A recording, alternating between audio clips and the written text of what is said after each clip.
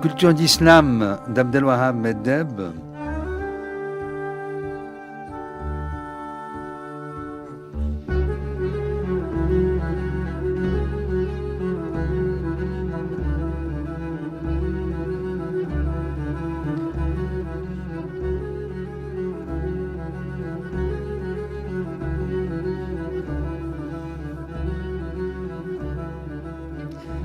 J'ai devant moi Lélé Anvar.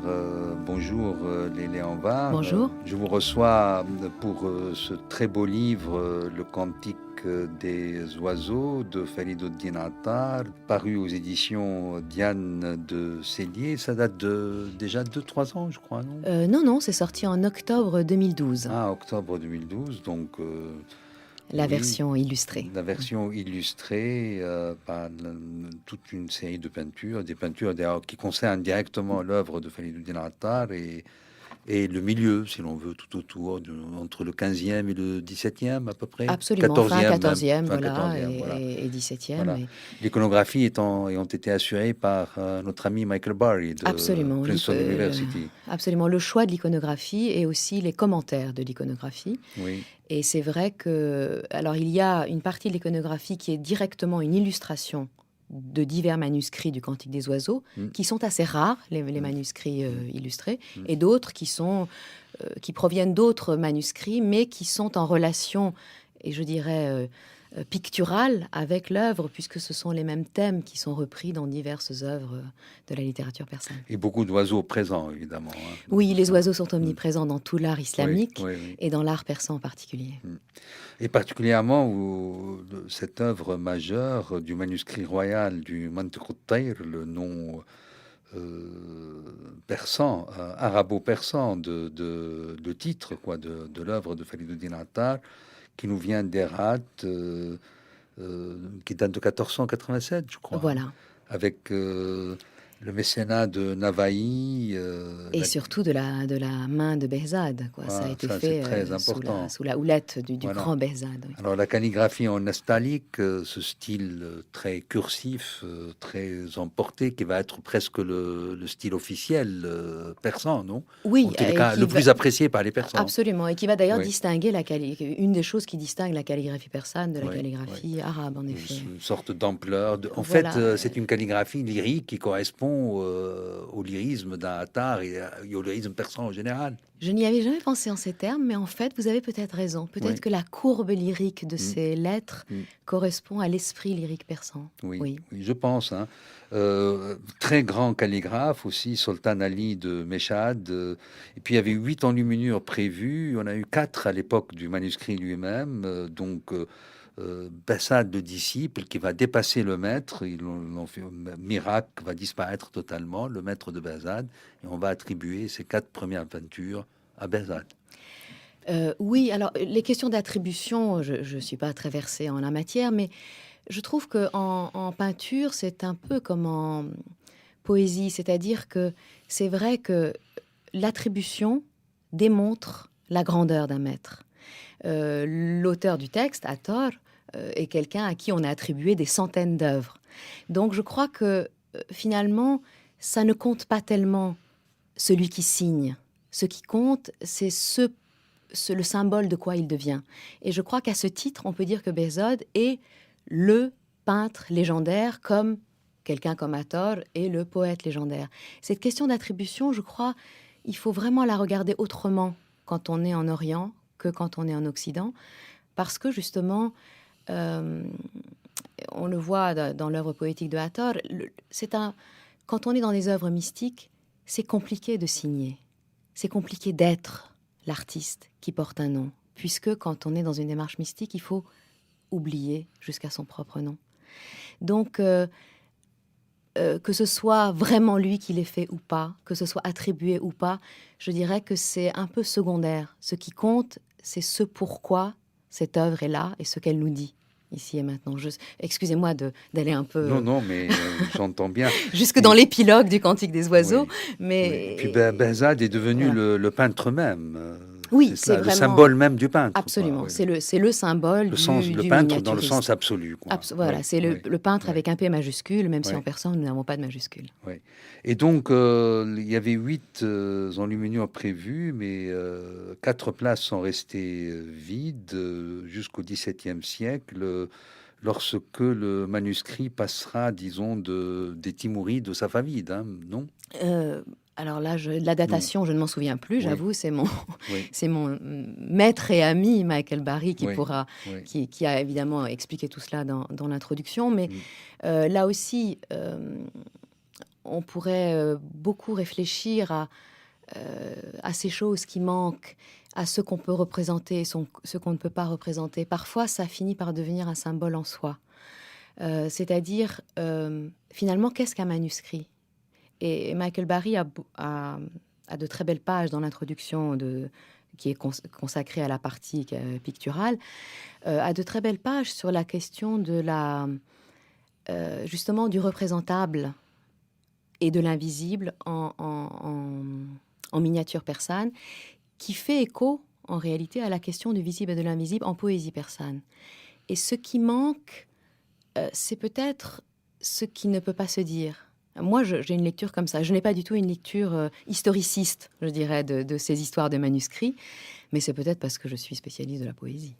Mais la huppe s'adressant aux oiseaux est signée par maître Habibullah de Mashhad aussi, un des grands peintres du Voilà, XVIIe siècle. L'ensemble a été mis en waqf, c'est-à-dire en pièce de main morte, absolument. qui ne peut plus bouger, euh, pour appartenir au sanctuaire dynastique safavide d'Ardabil. Alors c'est intéressant ce manuscrit, c'est important de le rappeler, restons-en là pour l'instant, qui fait que on est passé donc à Ardabil au nord-ouest d'Iran. Vous êtes allé à Ardabil? Non, malheureusement, jamais.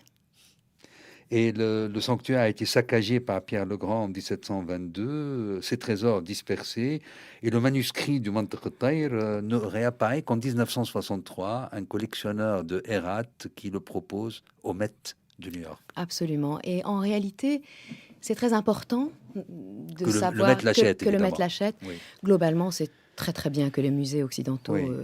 achètent ces manuscrits parce qu'ils s'en occupent certainement mieux que. Enfin, c'est pas très. Dans des conditions Voilà, les tout à conditions fait sont quand même bien meilleures. optimum, oui. Et puis surtout, si cela n'était pas arrivé, nous n'aurions jamais fait ce livre avec Michael Barry, Oui. puisque l'origine du projet, c'est quand Ce même ce manuscrit, manuscrit qui voilà, était au oui, Met, oui. que Et Michael Michael Barry Barry a a consulté. travaillé pendant très longtemps comme le responsable du département d'art islamique au Met. Absolument. Oui. Et c'est à cette époque-là, en fait, qu'il a travaillé sur ce manuscrit. On sait l'amour que Michael Barry porte au- À la à peinture. la peinture et aux miniatures persanes. Et donc, en réalité, ce projet est né il y a 6 ans, quand Michael Barry est venu me voir en me disant, voilà, j'ai quelque chose d'extraordinaire pour Diane de Célier. Donc, nous sommes allés la voir ensemble. Et il a proposé de faire ce cantique des Iconographie. oiseaux, voilà, de faire une version illustrée du cantique des oiseaux, donc du Manteroteil, à partir de ce manuscrit qui était au Met. Et Mm. ensuite, évidemment, on a dû ajouter d'autres choses, puisqu'il y a très peu d'illustrations dans ce manuscrit. Il y en a Enfin, pas 8, oui. suffisamment pour en Oui. faire, voilà, Mm. pour en faire un livre entier. Mais disons que c'est parti de là, parce qu'il s'est dit, c'est un tel trésor qu'il faut le donner au public et qu'il faut le donner avec le texte qui l'accompagne. Ça, c'est son grand dada, c'est qu'on ne peut pas séparer la miniature du texte, euh, qu'il n'illustre pas, mais qu'il glose, sur lequel il revient de manière méditative et contemplative. Et que les miniatures sont là pour nous inviter à contempler l'image et le texte en même temps. Donc voilà, ce manuscrit a été la base de notre travail. Au départ, il était question de prendre la traduction de Garsantassi telle qu'elle existait, donc qui a été faite au XIXe siècle. Et puis, on s'est vite rendu compte que c'était dommage de ne pas utiliser les nouvelles éditions qui ont été faites. C'était dommage que ce ne soit pas en vers plutôt qu'en prose. Et c'est comme ça que le projet commun a pris naissance. Oui, puisque en effet, l'ensemble, le livre est très très beau avec justement ces illustrations. On a comme l'impression qu'on reproduit un livre de l'époque. C'était ça l'idée. Alors que vous le disiez, ça, surtout vous qui quand même connaissez bien cette tradition, ça me fait très plaisir parce que c'était vraiment ça l'idée. L'idée, c'était d'inviter les lecteurs français à cette expérience du manuscrit qui a été celle de ceux qui lisaient les textes, par exemple de Attard ou d'autres, déjà au XVe, XVIe, XVIIe siècle. Et nous avons une des miniatures qui montre les portraits quand même de très grands poètes, hein. Le vizir qui était lui-même poète, le ministre Navaï, qui est à Oui. l'origine de ce manuscrit, Mm. recevant Jami, le dernier grand lyrique de la tradition persane, cette tradition qui a commencé peut-être avec Nizami, on peut le dire, hein. Oui, absolument. Et puis qui donne cette séquence exceptionnelle, probablement le plus grand lyrisme de littérature universelle. 15-20 très grands noms oui. sur 4 siècles, franchement. Je ne peux pas dire le contraire. C'est Oui, vrai que oui, oui. là, on a eu une 1100, conjonction disons extraordinaire. 1100, 1500, 1400, 1500 à peu près. Oui, on peut dire 1100, 1450. Oui. Oui, oui. Oui. Jami est mort à Oui, à la fin du XVe du siècle. 15e Oui, siècle. absolument. Il est là, présent, en chair et en os, avec le portrait imaginaire et de Attard et de Nizami. Une Exactement. espèce de cour des poètes, en fait. Exactement, de cours de poètes, et vous l'avez souligné, de poètes qui n'étaient pas contemporains nécessairement, mais que le miniaturiste représente ensemble pour bien montrer que le temps pictural et le temps poétique est un temps de la métahistoire. Qui n'est pas biologique. Qui n'est Voilà. pas biologique, qui Oui. n'est pas diachronique, et qui... c'est une sorte de paradis céleste de jardin du paradis céleste dans lequel tous ces grands poètes et le grand vizir, qui est aussi leur mécène, se retrouvent.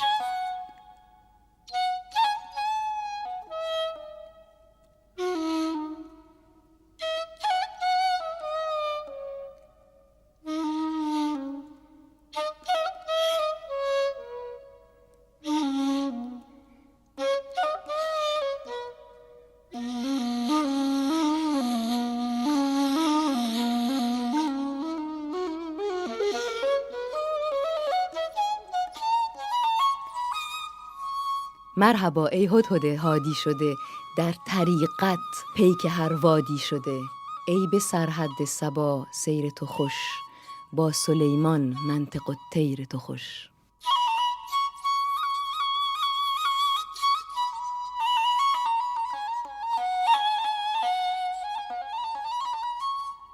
Audacieux de votre part de traduire après deux traductions déjà existantes, une, disons, littérale qui se veut au plus près du texte, au risque de n'être pas peut-être lisible, une autre qui a converti la poésie en prose, qui date depuis le 19e siècle, mais qui continue, Oui. ce qui fait le succès dans le sens commun littéraire français. Lélé Anvar, Oui, quand même, c'est- c'est inscrit, surtout peut-être avec aussi la mise en scène théâtrale, l'adaptation de Jean-Claude Carrière. Jean-Claude Carrière, mise en scène par Par Peter Brook. Peter Brook. Absolument. Alors en Bouffe du réalité, Nord, oui. quand moi j'ai commencé à traduire, il n'existait que la traduction de Garsantassi, donc qui date du 19e siècle, qui est une traduction en prose, qui a quand même le mérite d'exister. Et quel mérite, puisque beaucoup d'intellectuels français ou d'écrivains, d'artistes français ont découvert ce texte, le connaissent à travers la traduction donc de Garsantassi. Mais bon, c'est une traduction du 19e siècle, elle est en prose. Et puis il existait l'adaptation que Henri Gougaud en avait faite, qui est vraiment une adaptation, pas du tout, qui ne se veut pas académique, qui ne se veut pas près du texte, qui est aussi en prose, mais c'est une prose évidemment plus à la Gougaud, quoi, donc plus adaptée à la lecture, plus agréable à la lecture, mais qui avait le défaut de ne pas être suffisamment proche du texte. Ensuite, je dirais, quasiment à 2-3 mois d'écart avec cette traduction est sortie la traduction très très littérale de Madame Nouri Ortega. Que j'ai reçu d'ailleurs à l'occasion Absolument, dans Culture que j'ai d'Islam. écouté Oui, d'ailleurs oui, à oui, cette oui. occasion. Mais là, c'est une traduction qui est vraiment faite pour l'académie, je L'érudition, dirais. voilà, Voilà, c'est de la pure érudition. Mm.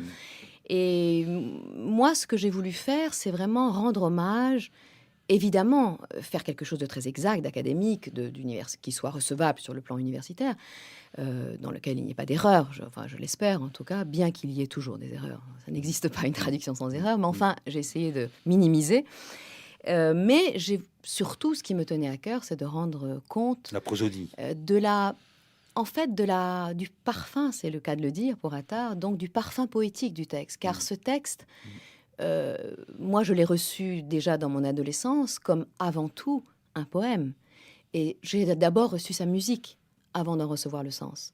Et je me suis dit, pourquoi quelqu'un qui le lit en français devrait être catapulté immédiatement dans le sens, qui est quand même complexe, difficile, avant de passer par cette émotion préparatoire, qui est celle de la beauté poétique, tout simplement. Alors, c'est évidemment un peu la quadrature du cercle, hein, être en même temps précis, en même temps poétique. J'ai essayé d'adopter un maître qui soit pas trop contraignant, qui soit juste un rythme plutôt qu'un maître en français, donc ce que j'appelle un maître alexandrin, donc quelque chose qui tourne autour de C'est-à-dire 12 dont le critère pieds. serait l'alexandrin sans Absolument. avoir à l'honorer intégralement d'une Voilà, manière tatillonne, maniaque. exactement. Donc les diérèses, les Mm, muets, ça, mm. j'ai pas respecté, ou la césure à Débordant l'hémistiche. parfois, manquant Absolument, parfois, jouant de l'impair, même exactement, si on a affaire à un référent qui exactement. honore le père. Voilà, non, parce qu'en fait, le maître persan est sur 2 fois 11 pieds. Donc, ça honore à la fois le père et Et l'impair. l'impair, oui.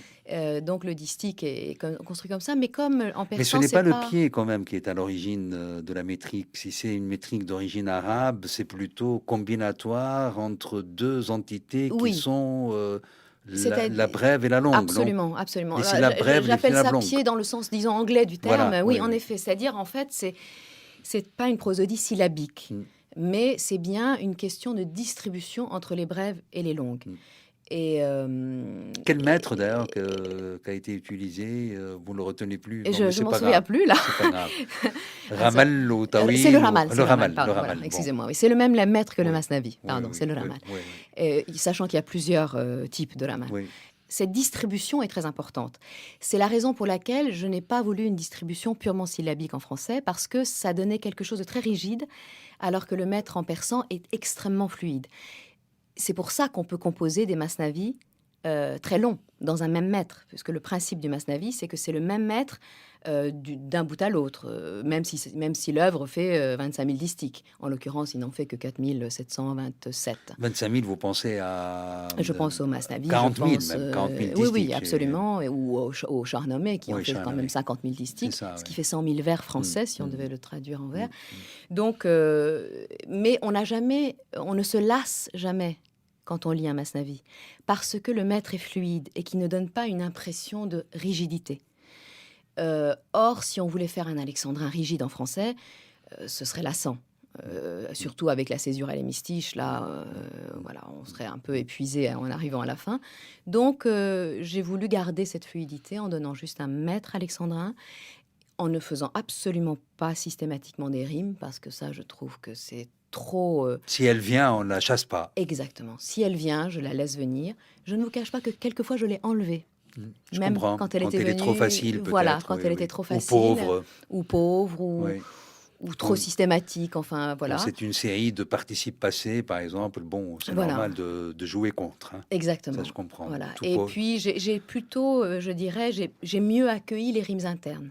Mm. Je trouvais que c'était plus intéressant de faire des assonances, des allitérations, des rimes internes, Mm. et voilà, ou des anaphores, Mm. puisqu'il y en a beaucoup aussi en persan. Mm. Donc j'ai travaillé dans ce sens. J'ai beaucoup, beaucoup lu Victor Hugo Mm. pour m'imprégner de ce grand niais d'Alexandrin, comme il le disait.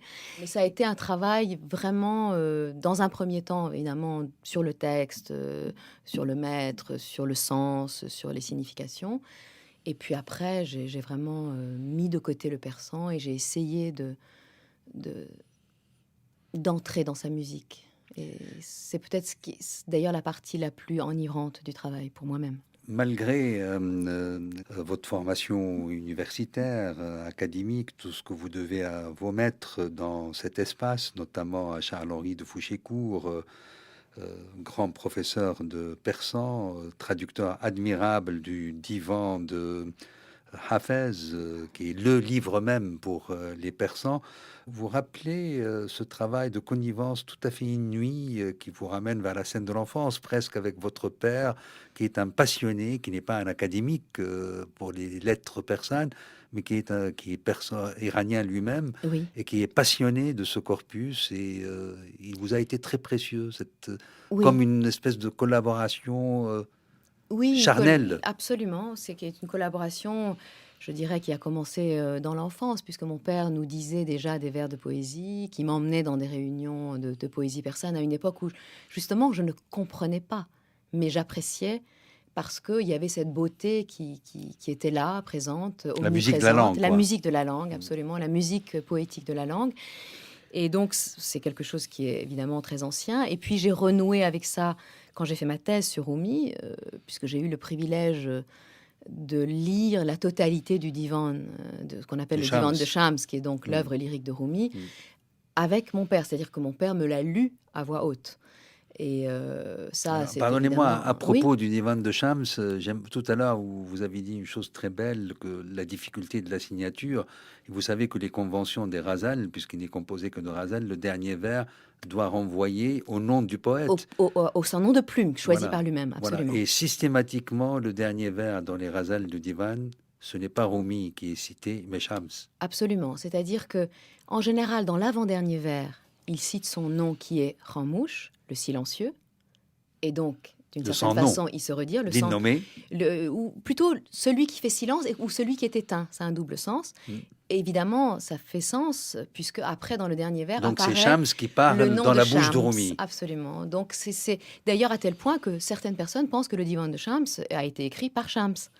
Et d'ailleurs, Rumi dit oui, en fait, ça a été écrit par Shams à travers moi. Les fameux 40 jours Voilà. où ils ont disparu, on ne sait pas ce qu'ils avaient fait dans cette... Oui, non, même pas, parce que c'est pas pendant ce temps-là qu'il écrit. Non, mais C'est imprégné là, voilà, oui. il dit en fait quand Shams a disparu, d'une certaine façon, il est entré en moi. Il le dit très clairement. Il dit quand tu le vois, tu me vois, quand tu me vois, tu le vois, etc. Donc c'est une forme de Et fanin dans le maître, complètement, en fait. Hein. complètement. C'est une sorte, c'est pas une sorte, c'est un fana, donc une Un annihilation de soi annihilation. dans le maître MAI évidemment, bien que chez Rumi, je ne sais pas. En tout cas, oui, et c'est vrai que lui, il s'éteint et il laisse toujours le dernier nom à Shams, dont le nom veut dire soleil. Donc, c'est pas toujours le nom Shams. Parfois, c'est juste une allusion à la lumière, ou c'est un autre nom solaire, puisqu'il y a plusieurs La noms pour source, dire le au centre, soleil. oui. Ça peut être la source, ça peut être la lumière, ça Mm. peut être même la lune. Quand il dit la lune, Mm. ce qui éclaire la lune, c'est le soleil. Donc, et puisque vous parlez de la question du nom de plume, effectivement, Rumi mène à son extrémité cette disparition mystique du soi en renonçant à son propre nom, ce qui n'est pas le cas de Attar, Non. bien que ça le soit quand même, puisque Attar, dans son œuvre lyrique, signe toujours de son nom de plume Attar, qui s'est choisi, qui veut dire l'apothicaire, mais aussi le parfumeur.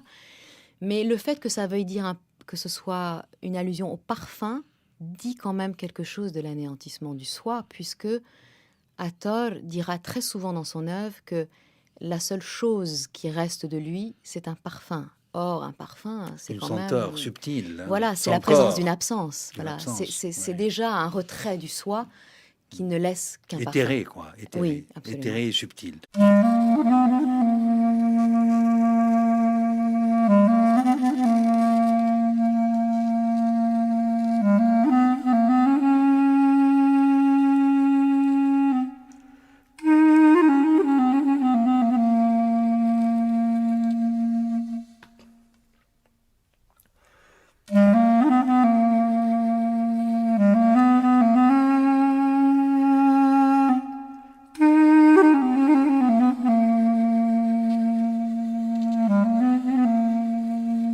Léléanvar, vous avez parlé tout à l'heure, vous avez dit on ne s'ennuie pas et vous avez attribué ça à la ductilité, à la souplesse, à la fluidité du vers persan, mais on peut aussi l'attribuer à la construction même, du fait qu'un livre comme le Masnavi ou comme celui-là hein, que vous avez traduit, Mantiq al-Tayr, le cantique que vous avez traduit sous le titre du Cantique des oiseaux, on reviendra sur ce choix de traduction pour le titre. C'est aussi dû au fait que cette littérature, un livre comme celui-là, nous avons un parcours, nous avons une dramaturgie, ces fameux oiseaux qui se rencontrent, qui décident de traverser les 7 vallées, mais en même temps une arborescence et cet art, cette rhétorique, cette poétique de la digression qui fait que on a en même temps un extraordinaire foisonnement de contes moraux, d'apophthegmes, d'apologues, d'allégories, donc une littérature à la fois lyrique et morale, un corpus extraordinaire. D'ailleurs, on se demande d'où peuvent venir tant de richesses. C'est le même principe en fait de construction que celui des Mille et une nuits. Nous avons donc là le conte cadre, nous avons là un drame cadre, si l'on veut, qui arrive jusqu'au bout, tout le long, mais qui est interrompu régulièrement par un très grand nombre d'histoires. Oui, alors, pour le cas du Maître-autel, je ne dirais pas interrompu. Je dirais que ce sont justement toutes ces histoires qui font avancer l'histoire. Puisque le génie de Hathor, dans cette œuvre en particulier, c'est d'avoir mis ce personnage de la huppe qui va guider les oiseaux dans leur voyage, puisqu'en effet, vous avez raison, il y a un récit cadre qui est un des plus célèbres et qui est devenu Et très beau, les très sept beau, vallées. évidemment, les oiseaux qui oui. partent à la recherche de Simorgh, et puis ils traversent les 7 vallées, et à la fin, ils arrivent au seuil, et bon, il se passe ce qui doit se passer. Mais en fait, ils ne peuvent pas cheminer sans être guidés. Et leur guide va être la huppe. Et comment la huppe va les guider, et en ce sens, elle est comme le poète, Elle raconte. elle va leur raconter des histoires. Et en ce sens, elle est aussi, vous avez raison, tout à Scheherazade. fait, Scheherazade. Scheherazade. Absolument. Parce que, finalement, Scheherazade, elle raconte pour ne pas mourir, et la huppe aussi raconte pour que les oiseaux, qui sont les âmes, ne meurent pas dans le désert du monde. Évidemment, c'est une interprétation, là, complètement mystique, de cette vitalité du conte. Quand je dis vitalité, je veux dire carrément comme, condition de survie. C'est-à-dire qu'il y a dans l'histoire, dans l'anecdote, une possibilité offerte à tous ces oiseaux qui sont les métaphores de l'âme, de revivifier leur énergie et de pouvoir avancer. Puisqu'à chaque fois, en fait, la huppe ne leur raconte pas des histoires pour leur raconter des histoires, mais pour répondre à leurs objections. Pourquoi la huppe raconte des histoires ? Parce que les oiseaux lui disent « Ah, mais moi, je ne peux pas continuer. Je sais pas, le rossignol dit « Je suis attaché à la rose. » ou le canard dit « Je suis attaché à mon étang. J'ai besoin de l'eau, etc. » Et à chaque fois, donc, il y a un défaut de l'âme humaine qui est mise en exergue. Et la huppe ne trouve pas de meilleur remède que le conte, le récit, la narration, pour guérir ces oiseaux de leur maladie, parce que ces maladies sont des maladies mortifères qui les empêchent d'avancer sur la voie spirituelle. Et donc, on voit là, et je dirais, c'est bien sûr que Hathor fait partie d'une tradition, mais vraiment, ce cantique des oiseaux est probablement un chef-d'œuvre sur ce plan-là, sur le plan de la construction. C'est-à-dire de la continuité dans la structure discontinue. Absolument. C'est la continuité, et non pas seulement la continuité, mais une nécessité vitale de cette continuité. C'est-à-dire... Un approfondissement à chaque fois. Un approfondissement, exactement.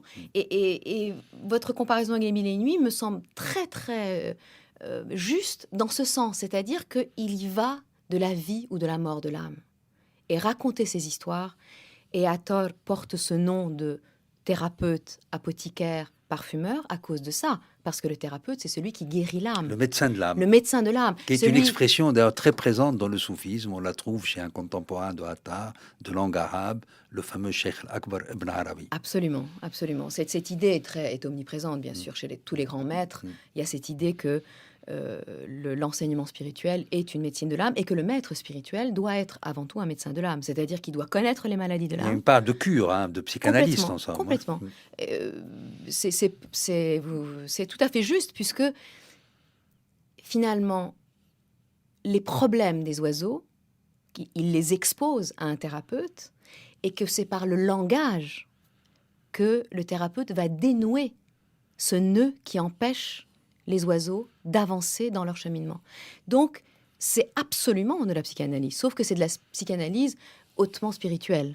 Évidemment, ça ne s'adresse pas au psychisme, mais ça Parfois, rentre dans... les défauts de l'âme sont ceux de la psyché. Absolument, oui, c'est vrai, c'est exact. Oui. Mais non, ce que je veux dire, c'est qu'un psychanalyste n'apprécierait peut-être pas qu'on dise que l'enseignement spirituel est une psychanalyse, mais ça l'est. Un lacanien, vous direz, c'est trop jungien.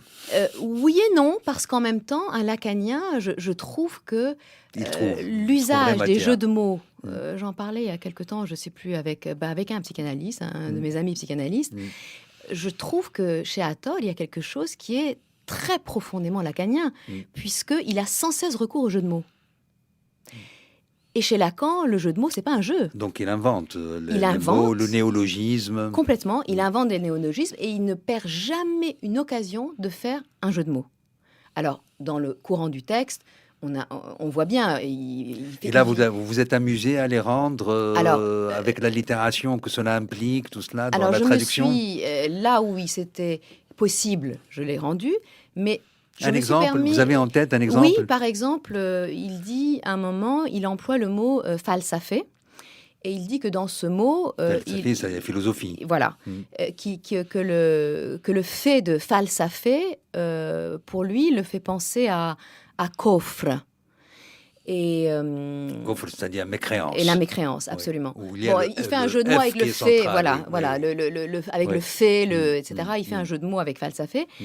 Et moi, je l'ai rendu par, je préfère, je me souviens plus du vers en français, mais enfin, c'est quelque chose, j'ai employé le mot blasphème, je préfère dans ce que je récuse dans la philosophie, c'est le fait du blasphème. Je trouve que c'est tout à fait réussi. Voilà, donc là, ça fonctionnait. Le hasard l'a fait. Et ça fait un peu lacanien, en effet. Exactement. Et très souvent, c'est comme ça. Et alors, évidemment, le jeu de mots final est hautement lacanien, puisque c'est le jeu de mots le plus célèbre de toute la littérature persane, et peut-être de toute la littérature mystique, puisque les simorghes qui arrivent au bout du chemin et qui finalement peuvent voir simorghes, les simorghes La en persan simorghe, peuvent alors voir là, la simorghe. oui. En fait, simorghe en persan veut dire 30 oiseaux. Et Et moi, c'est je en suis même sûre temps, c'est que l'oiseau fabuleux, c'est c'est l'espèce de l'oiseau... anqa en arabe, c'est le phénix, c'est je ne Voilà. sais quoi. C'est Oui, l'oiseau oui, mythique que oui, les oiseaux, oui. tous les oiseaux recherchent et qui est en fait Eux-mêmes. la face théophanique. Oui, parce que c'est Voilà. les 30 derniers qui sont restés, donc 30 oiseaux simorgues face aux simorgues, Voilà, et donc le miroir dans lequel ils se projettent. exactement. Et qu'est-ce qui se passe dans cette fin? Alors, je suis désolée pour les auditeurs, nous dévoilons peut-être pas tout Non, à fait, parce que je oui. pense que tout le monde connaît à peu près Mm. l'histoire, Mm. mais c'est que, de ces milliers d'oiseaux qui sont partis, seuls 30 arrivent. Je suis sûre que cette idée, Attol l'a eue avant de commencer à écrire. C'est-à-dire quand il a entendu le mot de la Simorghe, donc cet Mm. oiseau mythique qui Mm. est dans cette montagne mythique et qui est le symbole donc de la divinité en fait, il s'est dit tiens, Simorghe, en persan, Simorghe veut dire 30 oiseaux. Donc il a construit toute son œuvre pour arriver à ce jeu de mots. Et c'est évidemment très important, puisque quand ils arrivent à la fin, il y a plusieurs dizaines de distiques qui développent cette idée, mais de manière répétée.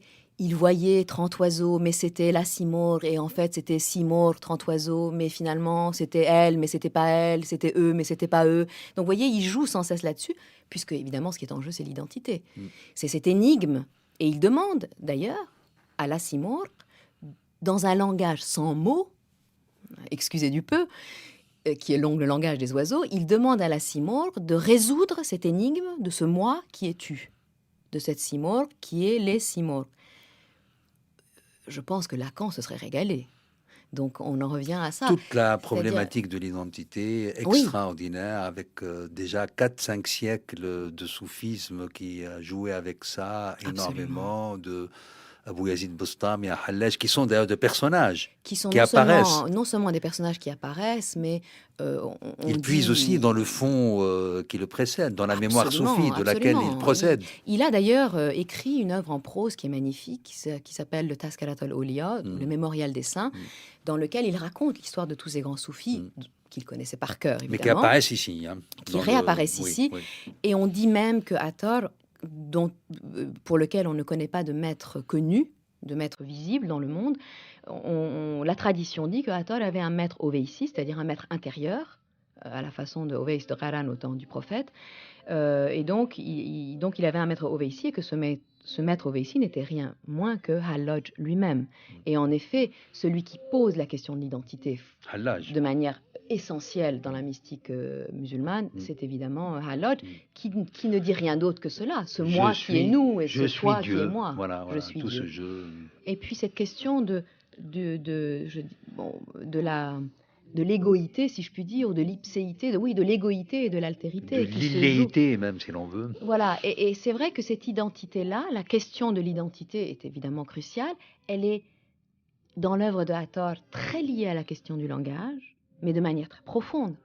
C'est pas un jeu, c'est vraiment quelque chose de fondamental, parce que le langage pour Hathor, c'est du verbe, en chair, c'est du verbe fait chair, si je puis dire.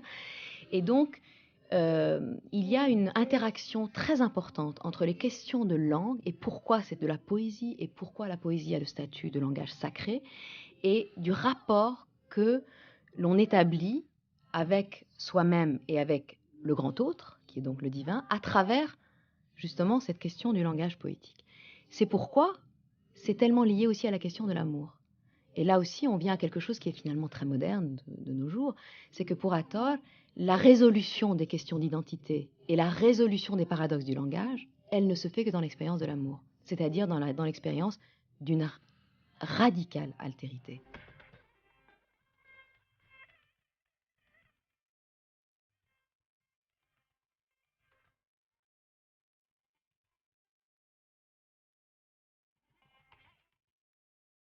La simor, on la trouve déjà dans l'Avesta. Voilà. C'est-à-dire que la simor est un mot avestique, donc c'est l'Avesta. Ça fait penser aussi au ou la Garuda, non Oui, absolument, la Garuda oui, indienne. oui. Il y a beaucoup d'oiseaux Feng mythiques. Huang, non Chinois même, chinois, absolument, oui, oui, oui. absolument. Et donc cette simor avestique, puisque dans la langue avestique, le genre existe, elle est du genre féminin. J'ai lu dans une introduction à une traduction des Gathas que d'ailleurs le mot gathique, enfin ou avestique pour qui dit Dieu, Ahura Mazda, est le seul mot dans cette langue qui est à la fois masculin et féminin.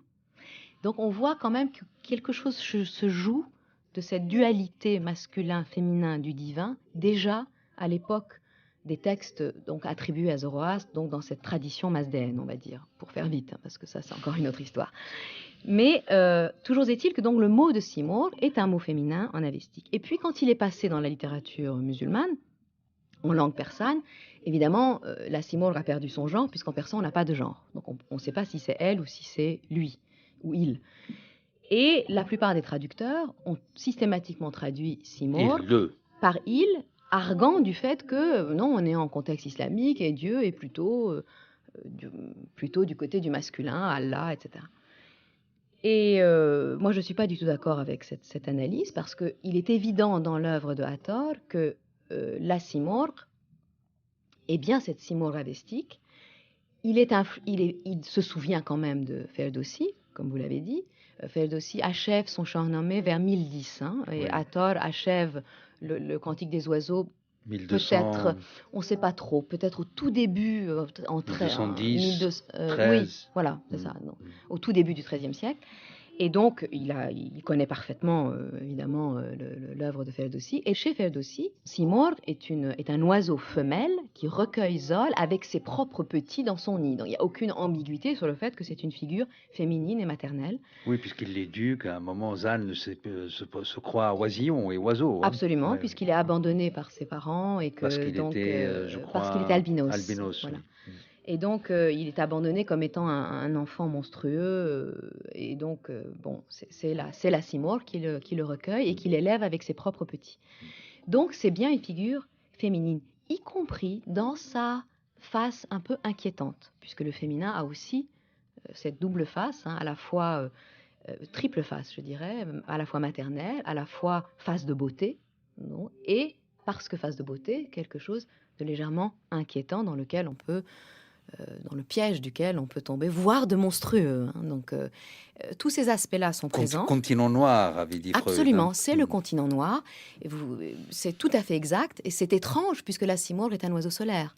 Mais c'est quand même le continent noir, puisque les figures de dames de beauté qui émaillent tout le texte, et dont on nous dit qu'elles sont des figures représentatives de la simor, sont des visages de femmes aux cheveux très noirs, qui figure évidemment l'obscurité nocturne dans laquelle apparaît la face lunaire de l'être aimé. Alors, la manière avec laquelle est représentée en peinture la simorgue, c'est un oiseau fabuleux avec d'énormes des plumes de toutes les couleurs. Oui. C'est très chinois, non ? C'est très chinois. C'est l'influence déjà, l'effet mongol qui sont passés par la Chine. Alors, il y a sans aucun doute... C'est l'école de Hérat, forcément, avant Tabriz, avant Hérat, c'est dès le sans aucun XIVe doute siècle. Une influence des écoles de peinture chinoise, mais je dirais que c'est beaucoup plus profond que cela. Parce que cette influence des écoles de peinture chinoise, elle commence à la fin du XIVe siècle, donc dans l'art pictural persan, alors que Hathor, qui est un poète donc du XIIe, XIIIe siècle, nous dit au début du Cantique des oiseaux que la première apparition de Simurgh advint, chose étonnante, en Chine et dans la nuit. Et ça, c'est le tout début de la description de Simurgh par la Huppe. Et c'est très important, parce que on voit tout de suite que la Chine, c'est exactement ce que je viens de dire, c'est-à-dire c'est à la fois le pays de l'extrême-orient, donc là où le soleil se lève, et en même temps, ça apparaît la nuit. Elle apparaît la nuit. Et puis, continue la Huppe, cette plume, donc la Simurgh fit choir une seule plume, et c'est le monde entier qui fut coloré par cette plume. C'est l'origine de la peinture. C'est l'origine de la peinture, c'est l'origine, avant de la peinture, de toutes les formes terrestres et de toutes les couleurs du monde. Et Hathor nous dit, chacun est tombé amoureux de l'une de ces formes, de l'une de ces couleurs, et a imaginé un monde à partir de cette seule plume. Et, ajoute-t-il, cette plume est encore gardée dans le Negorestan et Chine. Alors, Negorestan, c'est presque un musée, hein. C'est le lieu où on garde toutes les images. C'est le musée, si Le je puis dire. conservatoire. Le quoi. conservatoire des Des images. Et c'est très intéressant. La plume qui a chu de ce plumage sublime de Simurgh qui a donné ses couleurs à l'univers entier est encore en Chine. Ça veut dire que vraiment la Chine, c'est le monde des images. Et donc déjà Hathor au XIIe, XIIIe siècle a cette conscience que la Chine, c'est le pays des images. C'est aussi le pays des idoles, de ce fait. Et il n'aura de cesse de nous dire que l'image est nécessaire, la forme est nécessaire, que ce soit les formes du monde ou, plus tard, les miniaturistes vous diront les formes qu'ils représentent, sont nécessaires pour remonter vers celui qui est, ou celle qui est l'origine de ces images. Mais si on tombe prisonnier de l'image, on a raté le but de l'image et on est tombé dans l'idolâtrie. Donc tout est là. Mais on évite le piège de l'image en passant de l'idole à l'icône. De ce point de vue-là, c'est l'influence byzantine. Absolument. Et c'est probablement la synthèse entre Byzance et Chine qui va donner toute cette peinture. Absolument. C'est vraiment, et textuellement, puisque Simurgh apparaît en Chine, et qu'au cœur de l'histoire, on a l'histoire de Shahrzad qui tombe amoureux de la princesse de Byzance. Alors, cette histoire extraordinaire, si longue. Si longue, c'est la plus longue. C'est un livre en soi. C'est un livre en soi, c'est un roman en soi qui est inséré à Combien, l'intérieur. 700, 820 Non, 600 et quelques. Mais Voilà. c'est pas mal. C'est déjà 600 et quelques distiques. Distique. Voilà, donc Sur une œuvre qui en compte 4000 et quelques. 4728. Oui, non, c'est important. Ça fait quand même beaucoup. Et c'est une histoire extrêmement importante et elle est située de manière tout à fait stratégique au centre même. Dans l'œuvre, au centre même. Et après Axial, c'est après la première série d'objections des oiseaux. C'est-à-dire, c'est la dernière histoire que la Huppe va leur raconter et qui va emporter l'adhésion des oiseaux à son projet et qui va faire que les oiseaux vont se mettre en route. Pour les fameuses 7 vallées. En fait, pour aller vers les 7 vallées. Après, ils vont à nouveau s'arrêter au seuil des 7 vallées, mais disons que la première chose qui va les faire vraiment, les convaincre qu'il faut partir, c'est cette histoire du Shahrzad qui tombe amoureux de la princesse de Byzance. Alors, on venait de Chine. Qui est elle-même donc une théophanie, en fait. Qui est elle-même, évidemment, une théophanie. Et qui, elle, n'apparaît pas en Chine, mais apparaît à Byzance. D'habitude, c'est la princesse de Chine dont on tombe amoureux. Mais là, évidemment, le Shahrzad qui vit dans le Saint des Saints. Il vit à la Kaaba même, à la Mecque. C'est un grand maître de théologie, de mystique. Il a 400 disciples. Et un jour, il rêve qu'il est en train d'adorer une idole à Byzance. Et ce qui est magnifique, c'est qu'il se réveille de son rêve et il dit « Quelque chose m'attend à Byzance. Il faut que j'aille au-devant de mon destin. » Donc, il part avec ses disciples à Byzance. Et là, en effet, il rencontre une princesse, non, juste simplement une chrétienne, mais on dit la princesse de Byzance. Elle n'est pas princesse du tout, mais voilà, elle apparaît comme telle aux yeux du cheikh. Et donc, elle apparaît en haut de ce balcon. Le texte nous dit de manière très claire qu'il s'agit d'un dévoilement. Donc, elle lève le voile sur sa face solaire Et ça l'associe évidemment à l'image de l'oiseau solaire, Simurgh. Et en même temps qu'elle fait cela, elle montre aussi ses cheveux, qui sont la nuit obscure à la Saint-Jean-de-la-Croix. Donc cette nuit obscure que le cheikh doit traverser pour atteindre au soleil qu'est sa face. Très vite, Hathor nous dit très clairement ce qu'il entend par cette histoire d'amour et par le fait qu'elle est une révélation théophanique. Et c'est donc, étonnant il que cette en tombe amoureux. révélation théophanique soit donc incarnée par une chrétienne. Et à la même époque, un homme d'Occident, Ibn Arabi, dans Oui. Terjuma al-Ashwaq, la première métamorphose de la femme qu'il aime, Nizam, c'est une princesse byzantine aussi. Oui, oui, absolument. Mais Mais cette je crois fois-ci, que... elle intervient jusque dans l'air sacré de la Mecque. Oui, alors oui, parce qu'elle, Ça, elle c'est se étonnant. trouve déjà à Elle la se trouve Mecque. à la Mecque. Alors que là, c'est le cheikh qui est Ouais. à la Mecque et qui part à sa recherche. Mais on va C'est à voir... se demander, d'ailleurs, si ce n'est pas tout bêtement la mise en mouvement de l'icône de la Vierge à l'enfant qui a été la seule préservée par le prophète. préservée par le Oui, prophète lorsqu'il a décidé de détruire les idoles du temple. absolument. En tout cas, je pense que ça veut dire que Hathor, que évidemment après Ibn Arabi sûrement, mais déjà Hathor, bien qu'il Ils sont n'ait pas voyagé... contemporains, quasiment. oui, Oui. Hathor pourrait être quand même un peu... Il est un peu plus âgé, mais on ne sait pas trop quand il est né. Mais oui, ils sont oui, quasi contemporains. Mais je dirais que ce qu'il y a, c'est que Ibn Arabi est né en Andalousie Ouais. et il a traversé la terre de Roum. Il la connaît, il sait ce que c'est que Byzance. Oui, puisqu'il est allé de Murcia, sa ville natale, Exactement. à Konya, à Iconium. Exactement, Oui. exactement. Donc, il a physiquement probablement vu des icônes. Je ne sais pas ce qu'il en est de Hathor, qui n'a jamais voyagé et qui a toujours vécu à Néchapour. Donc ça, c'est l'extrême est du monde persanophone. Quelle connaissance il avait des icônes byzantines, on n'a évidemment pas de réponse à cette question, mais quand on lit l'histoire, on comprend qu'il en avait une conscience très claire et très nette, parce qu'il la représente vraiment comme une icône, et comme une apparition, comme un lieu de révélation en fait de la lumière divine.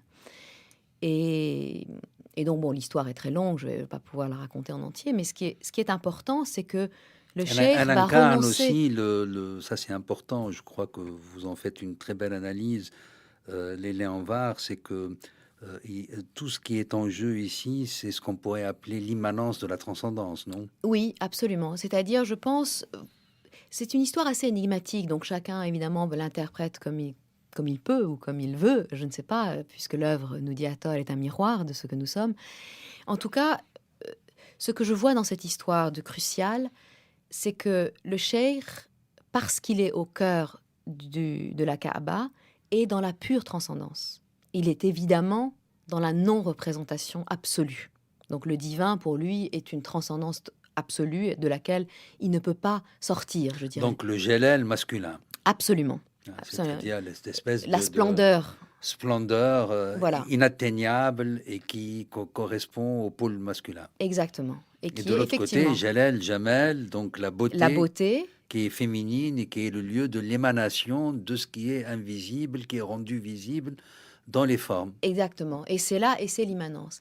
Et pourquoi il doit partir et faire cette expérience, renoncer à la religion de l'islam, ça veut dire renoncer à l'orgueil d'être dans la transcendance pure, parce qu'il ne pourra jamais comprendre et arriver à la totalité de l'être divin, et donc arriver au fanat complet, s'il n'a pas expérimenté la dualité, s'il n'a pas traversé aussi la nuit des le formes. Le transcendant immanent et l'immanent transcendant. Exactement. Le fameux tashbih tanzih, les deux expressions arabes. Oui, et d'ailleurs, lui, il fait ce trajet vers elle. Le christianisme représentant en fait la religion de l'immanence à cause des questions de l'incarnation, etc. Et elle, à la fin de l'histoire, fera le trajet vers lui, puisqu'elle aussi, elle se convertira à l'islam, comme lui s'est converti au christianisme. Et d'un coup, on voit que du mariage de la transcendance et de l'immanence peut naître enfin l'expérience en fait de la théophanie complète.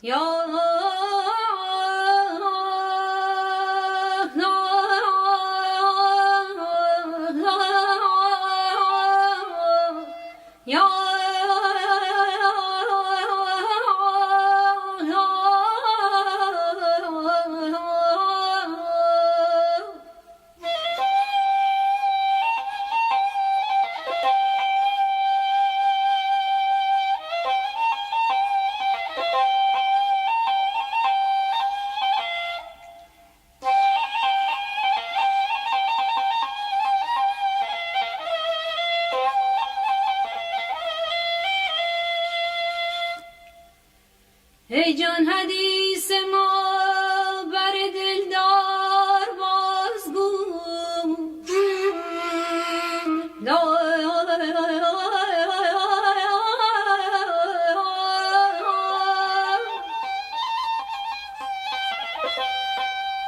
Alors prenons les choses un peu plus en amont. On aurait dû commencer par ça, mais c'est très très bien et on est dans l'énergie de la conversation qui nous lie et que nous partageons de parole à parole. Leïlé Anvar, Mantiq al-Tayr, Hudud, la huppe, c'est deux référents coraniques immensément précis, la sourate des fourmis, le fameux épisode du roi Salomon avec la reine de Saba, où il y a un Hudud, une huppe, Oui, qui va faire le go-between entre, oui, entre Salomon et la reine de Saba, et Salomon qui nous dit, maîtrisant Mantiq al-Tayr, le langage absolument. des oiseaux, le logos des oiseaux. Mm. Donc là, c'est cette séquence qui donne tous les clés référentielles du titre et de l'argument, si l'on veut. Oui, absolument, parce que c'est vrai que l'expression même arabe qui est passée en persan et qui est devenue le titre donc de l'œuvre de Hattor, Mantiq al-Tayr, réveille immédiatement dans une conscience musulmane, qu'elle soit arabe, persane ou indonésienne d'ailleurs, immédiatement ça amène le roi Salomon. Ça amène cette, effectivement, sourate des fourmis, et ça amène, Qui est très présent, d'ailleurs, le roi Salomon, dans il est Mantiq al-Tayr, omniprésent, omniprésent. il est très essentiel, parce que justement il représente quelque chose de très important. Celui-là même qui maîtrise le langage des oiseaux, qui l'entend. Exactement, qu'il entend, qu'il le maîtrise, mais la forme qui est donnée dans le Coran est une forme passive. Il dit « j'ai été enseigné ». J'ai reçu cet enseignement. Et ça, c'est très important. Parce que ça, très souvent, le poète se met en position salomonique. Et il demande au lecteur de devenir un Salomon. Ça veut dire de se mettre en état de Celui-là recevoir même qui cette reçoit, science. oui, oui. Exactement. C'est l'homme du oui, quoi. Exactement. Mm. Et l'homme qui reçoit ce langage, qui reçoit l'enseignement de ce langage des oiseaux. C'est la raison pour laquelle je ne pouvais pas traduire le titre par le langage des oiseaux. Parce que si vous dites à un occidental le langage des oiseaux, il ne pense pas à Salomon. Alors que vous lui dites le cantique des oiseaux, une conscience occidentale pense immédiatement Au cantique cantique des cantiques. cantiques, oui. Et donc, Le protagoniste même voilà, et du chant. ça a été attribué à Salomon. Ouais. Et en même temps, ce langage des oiseaux est le langage des secrets et des énigmes de l'univers, Et mais en- c'est aussi le langage de l'amour, puisque c'est la huppe qui porte les messages. C'est-à-dire que elle sait parler le langage de l'amour. Elle sait faire communiquer amoureusement, faire dialoguer amoureusement le roi Salomon avec la reine de Saba. Et en même temps, stratégie de traducteur, une traduction face à une traduction déjà existante, il fallait se démarquer et de langage des oiseaux déjà utilisé Oui, et de colloque des colloque des oiseaux. oiseaux, conférence des oiseaux. Conférence qui, des alors oiseaux, voilà, Là, c'est voilà. vraiment pas une Non, belle traduction. Elle est ni juste ni belle. Mantiq, c'est de la racine arabe nataqa Nataqa. qui veut dire articuler et ça donnera le mantiq qui est la logique. Donc Oui. explicitement, très précisément, c'est le logos. Exactement. logos grec. Et c'est C'est la parole. oui, et c'est magnifique que ce soit la même racine. Ça, c'est l'enivrement des racines arabes, c'est-à-dire la même racine qui vous donne la logique et le discours. Donc, il y a ce qui est à l'œuvre au cœur du langage, et Parce on que y revient qu'est-ce toujours. que c'est que la logique? Oui. Ce n'est rien d'autre que le rapport des mots et des choses. Exactement. Et c'est un rapport, je dirais, harmonieux. Hein. C'est un rapport dans lequel il n'y a plus de contradiction. Et que fait le langage poétique par excellence? C'est de résoudre les contradictions ontologiques auxquelles est confronté celui qui chemine vers pour employer un mot prétentieux, on va dire, vers la vérité. Je sais que vous aimez lire ce que vous avez traduit, en pensant et en ayant à l'oreille, j'imagine, l'original persan, et malgré la perte qui doit creuser en vous forcément, puisque toute traduction, quoi qu'on en dise, est une perte, surtout la poésie. Ah oui, ça. Mais j'aimerais bien que nos auditeurs vous entendent lire. Je vous laisse le choix. Quelque chose que vous aimez ou je vous impose? Oui, non, je préfère que ce soit vous, peut-être. Moi, j'aime beaucoup de choses. Je ne sais pas. Alors, vous commencez peut-être par la fin, le soufi mourant. Lorsqu'il fut confronté aux affres de la mort, un sage clairvoyant tint ses propos ultimes. Comme pour ce chemin, je n'ai nulle viatique, de la sueur de ma honte, j'ai pétri l'argile. J'en ai fait une brique. J'ai aussi avec moi une fiole de larmes et des bouts de haillons qui pourront me servir de linceul dans la mort. D'abord, vous laverez mon corps avec mes larmes, et puis vous poserez ma tête sur la brique. Ce linceul tout entier est baigné de mes larmes, et sur lui est inscrit, hélas, de haut en bas. Lorsque de ce linceul vous couvrirez mon corps, rendez-moi à la terre sans attendre longtemps. Quand cela sera fait, jusqu'au jour du jugement, sur ma terre tombera seule la pluie des regrets. Sais-tu pourquoi cela? Pourquoi tous ces regrets? Parce qu'un moucheron ne peut voler au vent. L'ombre cherche à s'unir au soleil. Impossible, une pure chimère, un rêve inaccessible. Et puis après, Hathor nous dira, oui, un rêve inaccessible, mais mon œuvre vous permet de le rendre accessible. Et c'est ça toute l'affaire du langage, c'est de rendre le rêve impossible possible. Et par le truchement de cela, alors chacun peut se mettre en route et rêver d'impossible. C'est peut-être une des choses que j'aime le plus chez Attar, c'est qu'il nous dit sans cesse, c'est impossible. À la fin, il dit, mais comment on peut voir Simurgh? Comment de nos yeux d'humains, on peut contempler le soleil en face? Eh bien, justement, par le truchement de sa lumière poétique, et puis, à la fin, en se jetant dedans, nous dit-il. Donc c'est ça, c'est ce que j'aime infiniment chez Attar, c'est cette proposition-là, de nous rendre possible l'impossible, de nous rendre visible l'invisible, et de nous dire, dans les mots, cette langue pour laquelle il n'y a pas de mots. C'est vraiment un immense, immense poète pour cela. Et d'ailleurs, il le dit au tout début de son épilogue, peut-être que je peux vous... Moi, je trouve Oui. que c'est très très bien que nous finissions cette émission sur deux choses, l'excipit et l'incipit. Oui, L'excipit, ô Dieu, ferme les yeux sur nos viles vanités, ne mets pas sous nos yeux toutes nos souillures impures. Et juste avant, mais non, par attribut, tu es celui qui reste, tu es celui qui lave, par essence absolue, tu es le magnanime, mais non par attribut, au-delà des concepts, pardonne les péchés dont nous sommes souillés. oui, absolument. Ça se Et termine sur la demande du pardon. Peut-être l'incipit. Tu as répandu, ô Hathor, fin parfumeur, le musc à profusion, les trésors des secrets, à chacun de tes souffles, dans l'univers entier. Ton doux parfum embaume les horizons du monde, et tu as bouleversé ceux qui savent t'aimer. Merci infiniment, Léa Merci à Ambar. vous. Je rappelle donc la traductrice et en même temps, vous avez veillé sur ce très beau livre paru chez Diane De Célier. de Célier. Oui. C'était Culture d'Islam d'Abdelwahab Mendeb, coordonné par Dominique Compétissa, la technique et le son assurés par Philippe Palares, la réalisation et la mise en onde par Rafik Zénine. Merci à eux trois.